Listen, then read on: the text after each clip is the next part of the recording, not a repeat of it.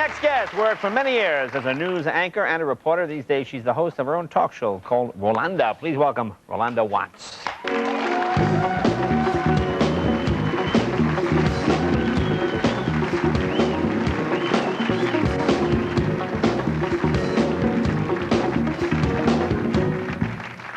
Nice to see you. You and Richard know each other, don't you? Yes, we do. And we share the same birthday. We were both born on July 12th. Oh, really? Oh, yeah. nice. But this man, I always give credit because he helped me break into talk shows. Is that right? I had an audition. I used to do attitudes on Lifetime television. And my audition was with Richard Simmons. We had to take the whole... the whole thing was about China and how strong China is and that it can go in the dishwasher and that kind of thing. Right. And we had to... you know, like toss a plate. It was just one little stint. We just had to toss one plate and show that it wouldn't break. Well, Richard got to tossing plate after plate after plate, and the producers are going, those plates are $100 a plate, and they're crashing, and then I got in the act, and I started throwing plates, and too. that's how you got in. I got the job. Oh, there you go. How lovely for Richard. Hard to imagine Richard. You're being so nice to everyone tonight, yes, Jay. Yes, I am. So nice now, to let me Mr. ask you about some Loggins. tabloid stuff. I'm in the market. I pick up my tabloid. I read about big cat fight, you and Oprah, the battle. No. Oh, no, I love those things. That's great. And they get those pictures of you. And then they have Oprah. I know how you get these shots, and they put them. Why is it because you're both on the afternoon? Is that why they make up? No, I think what happened was Oprah was in the middle of negotiations with King World, and people took advantage of the fact that people can't talk about things during negotiations. And Oprah's a very, very dear friend of my family. Oh, is that right? Yeah, and so we not only share, you know, family stories, but we're also in the same business family. So there's no truth to that rumor. That's my sister woman. Oh. You know, she trailblazed the way for people like me, and I got to give her the credit. Now, it's interesting how you talk this way, and then you got to, my sister woman, That's and then my went sister back. woman. Oh, you hear me say that on my show. I see, back and forward. Now, is that a strange transition, newscaster to talk show host? Or? Yeah, I think the toughest thing that I had to do was learn how to just simply be myself and be a part of the story. And then everything's different. Like, the equipment is different, and I mean, I'm used to running after people with a microphone and going, you know, this type of thing. And now they want to talk to you. Yeah, they do.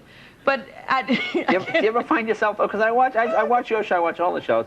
I always like that moment in the interview when the host realizes, oh, I see, this person's an idiot. You know, you go to the audience and you go, and they ask some stupid question or a question that someone just asked not a second ago, and you go, oh, you're an idiot. All right.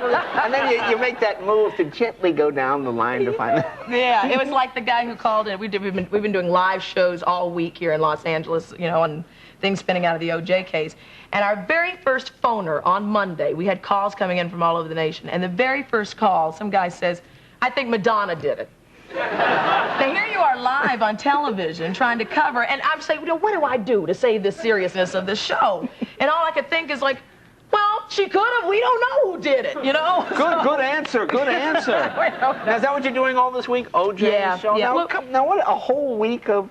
You have like Cato Day, and then you have. I mean, what do you do? I mean, how does that work? How do you do a whole week? Basically, what we're doing is what I love to see in covering, especially when big stories hit, is looking at America, looking at a story as big as this Simpson saga, really.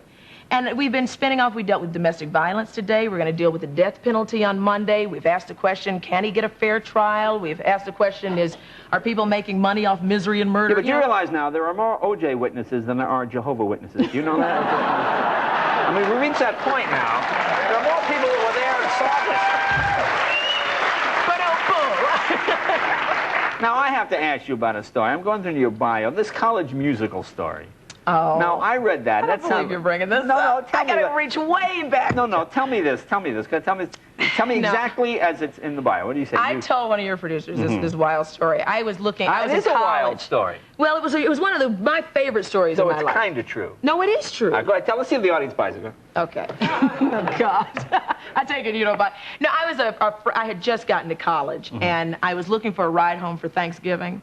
So I ran into this auditorium where my girlfriend was, and to ask her for a ride, and I'm looking across, she's a sea of people, and I'm looking across going, can I get a ride home with you? Yeah, ride home. And the director, who I didn't realize I was bursting into an audition, the director said, well, okay, Missy, if you're going to burst into this thing, you come in here and you get on stage. And I was terrified, but I did it. I got on stage, and she said, now sing. Now, I can't carry a tune in a bucket, okay? I cannot sing. And all I could think of is, you know, here's a song that many of you know, that you sing at special occasions. Happy birthday to you. I was so dizzy and so dilly and so out of it, I actually won the role of Miss Adelaide's in Guys and Dolls. Who believes that story? I believe it! Branford, look at Branford. Branford, you don't buy it, right? Sure, why not? You promised me this, you promised me that, you promised me everything. So you stumbled and I said, no way. That No, when I get nervous, I tend to drop things over and trip over myself and the rest of them. Just made me laugh. It's one of those show business stories that never happen. Just well, let me tell you like, you like the girl you sit in front of. Oh, I'm going to flunk this test. Oh, I know I'll flunk. Oh, an A, E. I just want to reach over. Well, let me tell you what happened. You studied for that part. No. You connived. You found out. You poisoned the other girl's water. You did something. After I played Miss Adelaide in Guys and Dolls, I was walking down the campus. I went to Spelman College. And I'm walking down the campus, and all of a sudden I hear this, yo, homegirl. And I turn around and I see this guy, this little skinny guy in these big sneakers and these little shorts. And I run over and say, oh, you're from North Carolina? Which is where I'm from, Winston-Salem. And he said, and he says, no, aren't you from Brooklyn? And I said, no. Well, it turned out that was Spike Lee. Oh, there you go. And Spike and I are still very dear friends. Oh, yeah. Very good, very good. So the show, you're here all this week. Yeah, you ended today. Yeah, no, things are going so well for us, Jay. Another week of OJ story. I can't believe but we're going to stay over till Monday. You know what we always say on our show? There's things worth talking about. And I think that we're trying to do that. And we always say, oh, there are things worth selling, apparently. Is that it? We have to move on. Okay, Rolonda, nice to have you here. Good to see you. Thanks, Rolonda Watt.